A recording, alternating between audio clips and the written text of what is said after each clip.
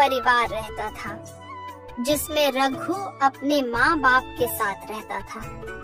रघु के माता पिता बहुत मेहनती थे।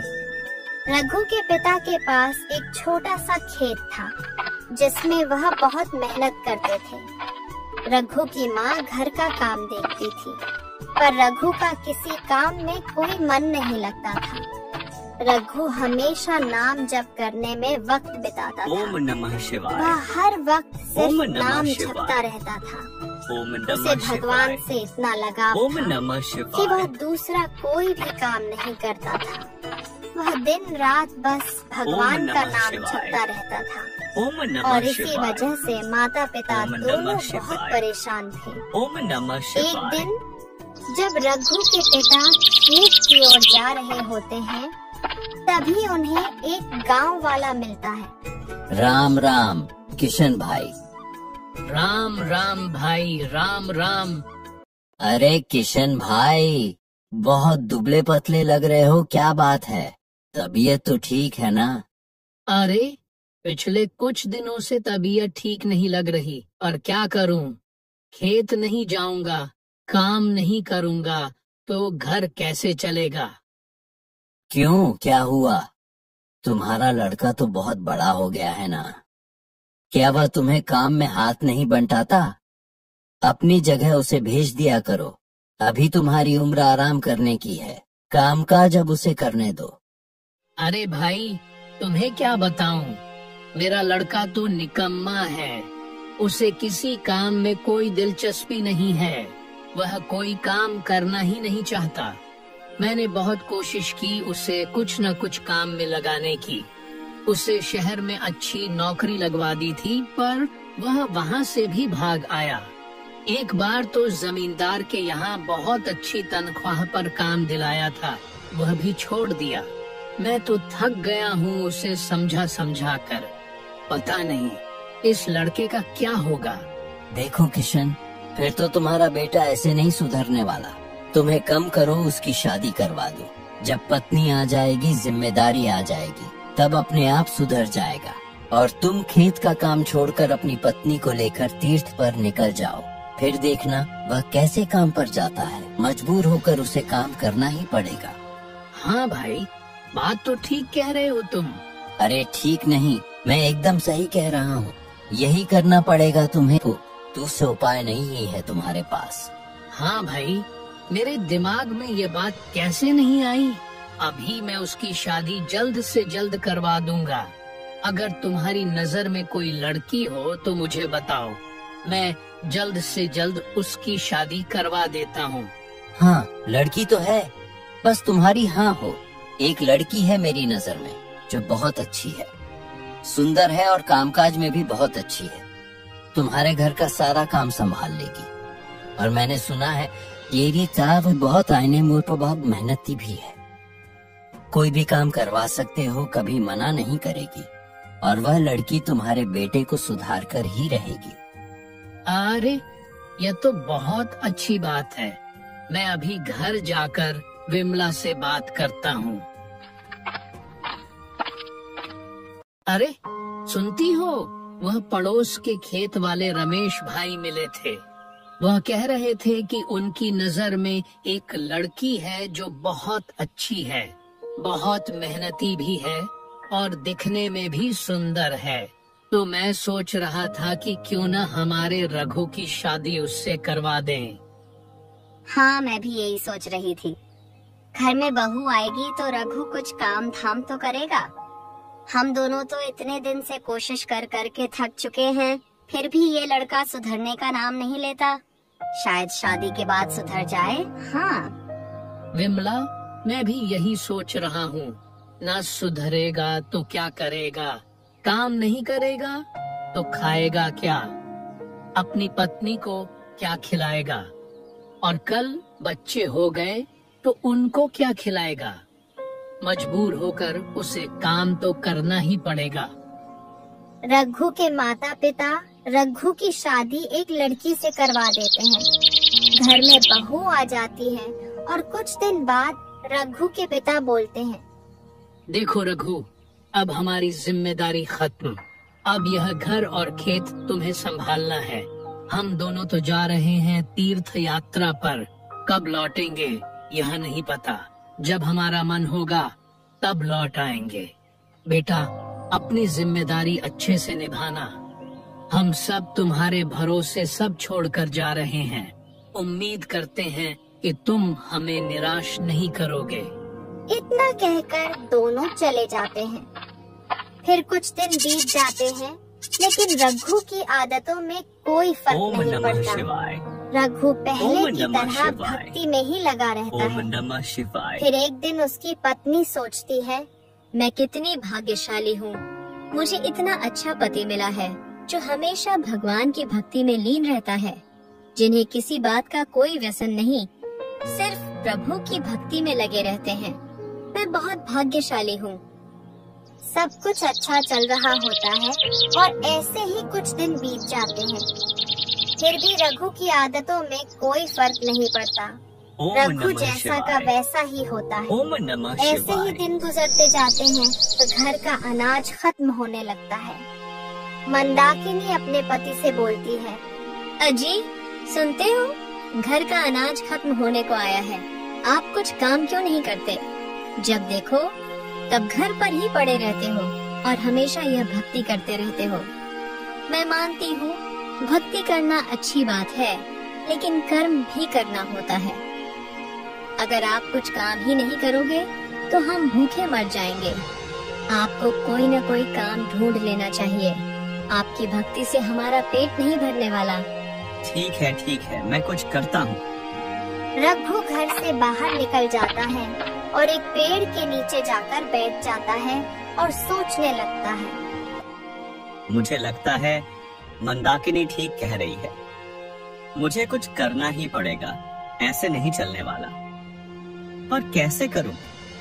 मेरा तो काम में मन ही नहीं लगता। पिताजी होते तो वह सारा काम संभाल लेते, पर अब तो वह भी नहीं है और इतना धन भी नहीं है कि मैं खेत में बुवाई कर सकूं। एक काम करता हूँ, थोड़े से पैसे जमादार से ब्याज पर ले लेता हूँ।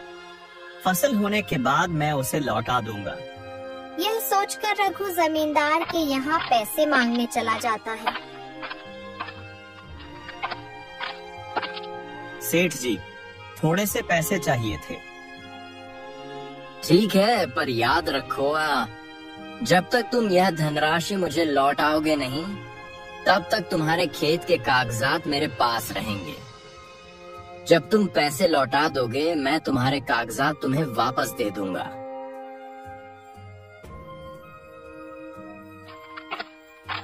रघु मन ही मन सोचता है, प्रभु, खेत के लिए तो कर्ज उठा लिया है, अब आगे आप संभाल लेना।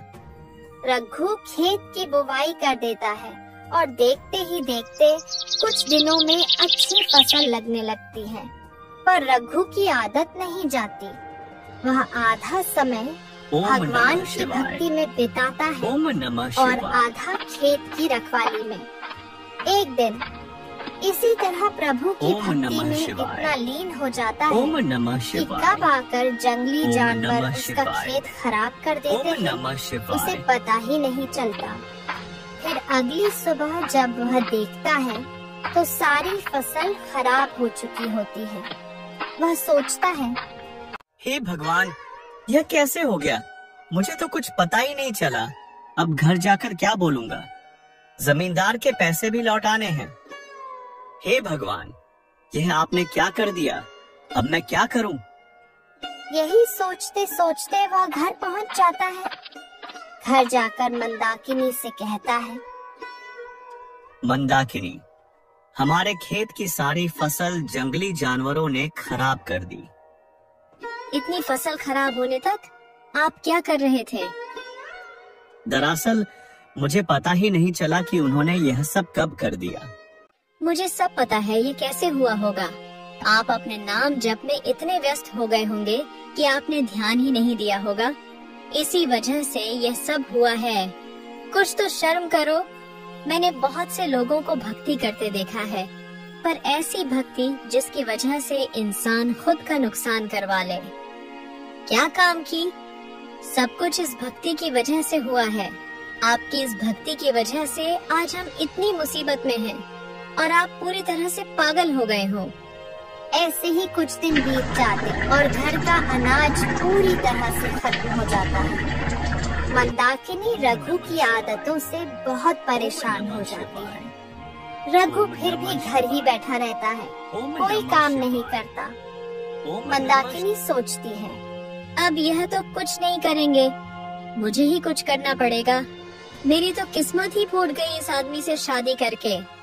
मैंने क्या सोचा था और क्या हो गया। जब मैं शादी करके आई थी मुझे लगा मुझे बहुत अच्छा पति मिला है जो भगवान की भक्ति करता है, और आज पता चला एक दिन यही भक्ति हमें ले डूबेगी। आज उनकी भक्ति की वजह से ही घर में खाने को एक दाना नहीं है। अब मुझे कुछ करना पड़ेगा। ये कितना भी समझ लो, ये कुछ नहीं करेगा। ये खुद भी भूखा मरेगा और हमें भी भूखा मारेगा। मैं काम करती हूँ, कहीं खाना बनाने का काम ढूंढ लेती हूँ। मंदाकिनी लोगों के घर जाकर खाना बनाने का काम शुरू कर देती है और इस तरह मंदाकिनी घर चलाने लायक थोड़े बहुत पैसे कमा लेती है और जैसे तैसे अपने घर का गुजारा करती है।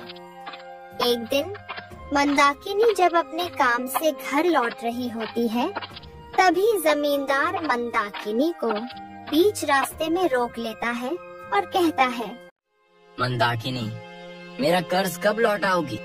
अब तुम्हारे पति से तो पूछने का कोई फायदा नहीं। वह तो घर बैठा रहता है और उससे कोई उम्मीद करना बेवकूफी है। अगर तुम अपना खेत वापस चाहती हो तो तुम्हें ही मेरा कर्जा लौटाना पड़ेगा। हमें थोड़े दिनों की मोहलत दे दीजिए, हम कुछ न कुछ करके आपका कर्जा लौटा ही देंगे। ठीक है, लेकिन मैं तुम पर भरोसा करके तुम्हें कुछ दिनों की मोहलत देता हूँ। तुम्हारे पति पर मुझे बिल्कुल भरोसा नहीं है कि वह कुछ काम करेगा, इसलिए जल्दी करो। पर मैं ज्यादा इंतजार नहीं करूँगा। और मंदाकिनी इतना कहकर घर की ओर निकल जाती है। मंदाकिनी घर पहुंचते ही रघु को सुनाने लगती है, पता है आज जमींदार ने मुझे बीच रास्ते में रोक लिया और कर्ज के पैसे मांगने लगा। वहाँ कई लोग थे, उन लोगों के सामने मेरी कितनी बेइज्जती हुई। उसने आपके बारे में भी बहुत बुरा भला कहा, पर मैं उसे कुछ न कह सकी क्योंकि इसमें उसकी कोई गलती नहीं है। गलती आपकी है, आपको पता था आपसे काम नहीं होने वाला, फिर आप क्यों गए थे सेठ के पास पैसे मांगने? अब हम कर्ज के पैसे कैसे लौटाएंगे? मंदाकिनी, तुम फिक्र मत करो, मुझे भगवान पर पूरा भरोसा है, वह कुछ न कुछ जरूर कर देंगे। आपसे तो बात करना ही बेकार है, आप अभी भी वहीं अटके हुए हैं। आपको नहीं पता, इसी वजह से आज हम इस मुसीबत में हैं।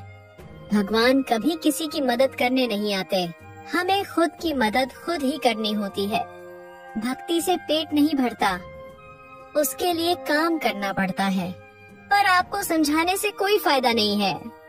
इतना सब होने के बाद भी रघु अपनी भक्ति में फिर से लग जाता है और मंदाकिनी लोगों के घर काम करने के लिए जाने लगती। ऐसे ही कुछ दिन बीत जाते हैं। फिर एक दिन जमींदार रघु के घर आता है और बोलता है, मैंने तुम्हें कुछ दिनों की मोहलत दी थी और वह दिन पूरे हो चुके हैं। वह मेरे पैसों का इंतजाम किया या नहीं? मैं अपने पैसे लेने आया हूँ। सेठ जी, अभी तो नहीं हो पाया। मुझे कुछ नहीं सुनना। अगर तुमने एक सप्ताह में मेरे पैसे नहीं लौटाए तो मैं तुम्हारा खेत हड़प लूंगा, फिर तुम अपना खेत भूल जाना। मंदाकिनी बहुत परेशान हो जाती है। रघु वहाँ से उठकर बाहर चला जाता है और बाहर जाकर सोचने लगता है, हे प्रभु, अब आप ही का सहारा है, आप ही कुछ कीजिए। मैं जमींदार का कर्ज कहाँ से लौटाऊंगा? मेरे पास तो कोई रास्ता ही नहीं है। मैं क्या करूं प्रभु? मैं जैसा भी हूँ, आपने ही मुझे ऐसा बनाया है। इसमें मेरी क्या गलती है? मैंने तो अपना जीवन आपको सौंप दिया है। मेरे सुख और दुख आप ही को देखना है प्रभु। मेरे सारे सुख और दुख आपके हैं प्रभु। अब आपको ही कुछ करना होगा। मैं सब कुछ आपके ऊपर छोड़ रहा हूँ। देखते देखते एक सप्ताह बीत जाता है। फिर जमींदार रघु के घर आता है। रघु कहाँ है? मेरे पैसों का क्या हुआ? जी, वो तो घर पर नहीं है, कहीं बाहर गए हैं। अच्छा, उसे पता था कि मैं आने वाला हूँ, इसलिए जानबूझकर बाहर भाग गया। उसे क्या लगता है, उसके ऐसे भागने से मैं पैसे छोड़ दूंगा? बिल्कुल भी नहीं। वैसे भी वह निकम्मा कहीं काम पर तो गया नहीं होगा। मुझे उसे पैसे देने ही नहीं चाहिए थे। जो आदमी खुद का घर नहीं चला सकता, खुद की पत्नी का पेट तक नहीं पाल सकता, वह कर्ज का पैसा कहाँ से लौटाएगा? इतना बेशर्म पति मैंने आज तक नहीं देखा, जो अपनी पत्नी के पैसों पर जीवन जी रहा है। खुद घर पर ऐश करता है और तुम्हें काम करने के लिए लोगों के घर भेजता है। उसे तो शर्म के मारे कहीं जाकर डूब मरना चाहिए। सेठ जी, आप उनके बारे में ऐसा मत कहिए। क्यों ना कहूँ? तुम ही बताओ, क्या मैं झूठ बोल रहा हूँ? सच कड़वा ही होता है। अच्छा, एक बात बताओ, रघु से शादी करके तुम्हें क्या सुख मिला है जो तुम उसके बारे में कुछ नहीं सुनना चाहती? उसने तुम्हें क्या दिया है? मेरी बात मानो तो तुम उसे छोड़ दो और मेरे पास आ जाओ। सेठ जी, मुंह संभाल कर बात कीजिए। आप होश में भी हैं? आप क्या कह रहे हैं? हम गरीब हुए तो क्या हुआ, हमारी भी इज्जत है। अरे, कब तक ऐसे गरीबों की तरह जीवन जीते रहोगी? अगर रघु के पास रहोगी तो तुम्हें कुछ नहीं मिलने वाला। मेरे पास आओगी तो मैं तुम्हें सब कुछ दूंगा, नई नई साड़ियाँ, गहने और जो चाहोगी। और एक बात, रघु ने मुझसे जो कर्जा लिया है मैं उसे भी माफ कर दूंगा। फिर देखना मैं तुम्हारा जीवन कैसे बदलता हूँ। आपकी हिम्मत कैसे हुई मुझसे ऐसी बातें करने की? निकल जाइए मेरे घर से, वरना मुझसे बुरा कोई नहीं होगा। आपसे कर्जा लिया है तो क्या हुआ, उसके बदले में आप जो मन में आए वह मांग लेंगे। आपने हमें समझ क्या रखा है? निकलते हो या नहीं, वरना 4 लोगों को बुलाकर सबके सामने आपको बेइज्जत न कर दिया तो मेरा नाम भी मंदाकिनी नहीं। तेरी इतनी औकात? तू मुझसे ऊंची आवाज में बात करती है, मेरे ही टुकड़े पर पलते हो और मुझसे ही जुबान लड़ाते हो। अरे, मैं तो तेरे भले की बात कर रहा था। वैसे भी उसने तुम्हें क्या दिया है और तुम मुझसे ही लड़ रही हो। अब देख मैं क्या करता हूँ। तुम्हें पाई पाई के लिए मोहताज न किया तो मेरा भी नाम बदल देना। अब तुम दोनों अपना खेत भूल ही जाओ। उस खेत पर पैर रखने की हिम्मत मत करना, वरना टांगे तोड़कर रख दूंगा। अब वह खेत मेरा हो चुका है, तुम दोनों का उस पर कोई अधिकार नहीं। इतना कहकर सेठ वहाँ से चला जाता है।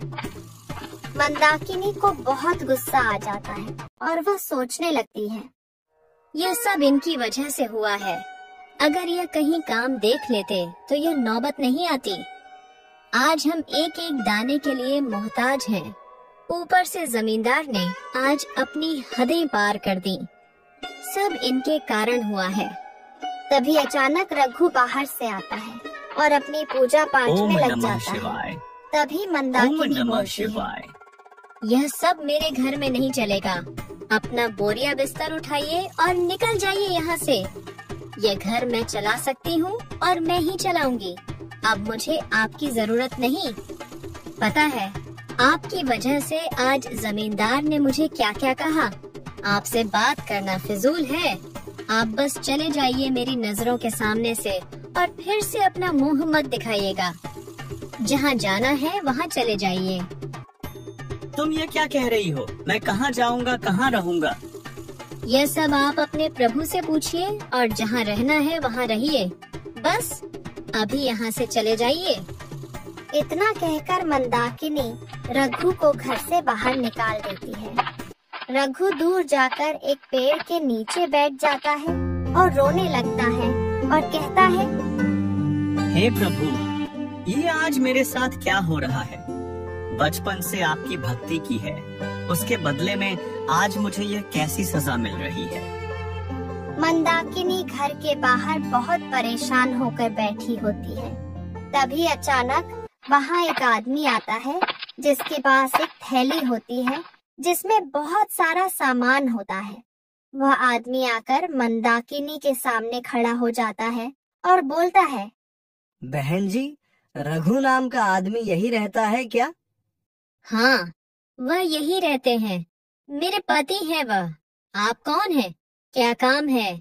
क्या उनसे भी कोई पैसे लिए थे? अरे नहीं नहीं, आप गलत समझ रही हैं। दरअसल आपके पति बहुत सालों से हमारे यहाँ काम कर रहे हैं, लेकिन आज तक उन्होंने कभी अपनी तनख्वाह नहीं ली। मैं उनकी तनख्वाह देने आया हूँ। इतना कहकर वह आदमी वह थैली मंदाकिनी को दे देता है और वहाँ से चला जाता है। उसके जाने के बाद मंदाकिनी उस थैली को खोलकर देखती है और उसकी आंखें फटी की फटी रह जाती हैं। उसे थैली में बहुत सारे सोने के सिक्के, गहने, हीरे जवाहरात और बहुत सारा धन भी मिलता है। यह सब देखकर मंदाकिनी सोचने लगती है, ये मैं क्या देख रही हूँ? इतना सारा धन? मुझे समझ नहीं आ रहा, ये हकीकत है या सपना? मुझे तो अपनी आंखों पर भरोसा ही नहीं हो रहा। ये कैसा चमत्कार है? ये तो बहुत छुपा रुस्तम निकले। कितने सालों से ये किसी के यहाँ काम कर रहे थे और मुझे बताया तक नहीं। मुझसे छुपाते रहे। रोज चुपचाप कहीं काम करने चले जाते थे। इनके मालिक के पास कितना धन होगा जो इन्होंने तनख्वाह के बदले में इतना कुछ दिया है? जरूर उनके मालिक बहुत ही ज्यादा धनवान होंगे। हाय, मैं न जाने इनके बारे में क्या क्या सोच रही थी और गुस्से में आकर इन्हें बाहर तक निकाल दिया। मुझे जल्दी जाकर इन्हें ढूंढना होगा। पता नहीं कहाँ गए होंगे। मंदाकिनी दौड़ती हुई जाती है और रघु को ढूंढने लगती है। तभी मंदाकिनी को रघु एक पेड़ के नीचे बैठा हुआ मिल जाता है। मंदाकिनी उसके पास जाकर कहती है, आप यहाँ बैठे हैं? मैंने आपको कहाँ कहाँ नहीं ढूंढा। मुझे माफ कर दीजिए और घर चलिए। नहीं मंदाकिनी, यही मेरी सजा है। मैं उस घर में नहीं आऊंगा। वैसे भी मैंने आज तक तुम्हें दिया ही क्या है? तुम्हें मेरे साथ केवल दुख ही मिला है। ये आप क्या कह रहे हैं? आपको पता है आज घर कौन आया था? और आप तो बड़े छुपा रुस्तम निकले और अभी भी नाटक कर रहे हैं। मुझे सब कुछ पता चल गया है कि आज तक आप किसी के यहाँ काम करने जाया करते थे और वे आज घर आए थे आपकी तनख्वाह देने, और उन्होंने जो दिया है उसे देखकर तो मैं दंग रह गई। उसमें इतना सारा धन है, इतने सारे जेवरात हैं कि हमारे आसपास के गांव में भी इतना धन किसी के पास नहीं होगा। अब तो बता दीजिए, आप कहाँ जाया करते थे? किसके यहाँ काम करते थे? यह तुम क्या कह रहे हो? मेरी तो कुछ समझ में नहीं आ रहा। आप अभी भी मुझसे झूठ बोल रहे हैं ना? मैंने कहा ना, मुझे सब पता चल गया है। अब सच छुपाने से कोई फायदा नहीं। जल्दी से घर चलिए और देखिए तो आपके मालिक ने आपके लिए क्या क्या भेजा है। रघु को कुछ समझ नहीं आता। वह मंदाकिनी के साथ घर जाता है और घर जाकर इतना सारा धन और आभूषण देखकर उसकी आंखें भर आती हैं। वह मंदाकिनी से कहता है, मंदाकिनी, यह सब ईश्वर की कृपा है। तुम्हें जो आदमी यह सब देने के लिए आया था वह कोई आम आदमी नहीं था। वह साक्षात ईश्वर ही थे जिनकी भक्ति मैं बचपन से करता आ रहा हूँ। देखो मंदाकिनी, आज उन्होंने मुझे उसके फलस्वरूप क्या दिया है जिसकी मैंने कभी कल्पना भी नहीं की थी। मुझे माफ कर दीजिए, मैंने आपको बहुत बुरा भला कहा। सच में जब एक भक्त को भगवान की जरूरत होती है तब वे किसी न किसी रूप में आकर उनकी सहायता कर ही जाते हैं। आज तो मैंने साक्षात यह चमत्कार होते हुए देख लिया। अब मैं आपको और आपकी भक्ति को लेकर कभी नहीं टोकूंगी। मुझे माफ कर दीजिए। आखिर हमें उन्हीं का सहारा है। आज ये सब उन्होंने ही हमें दिया है।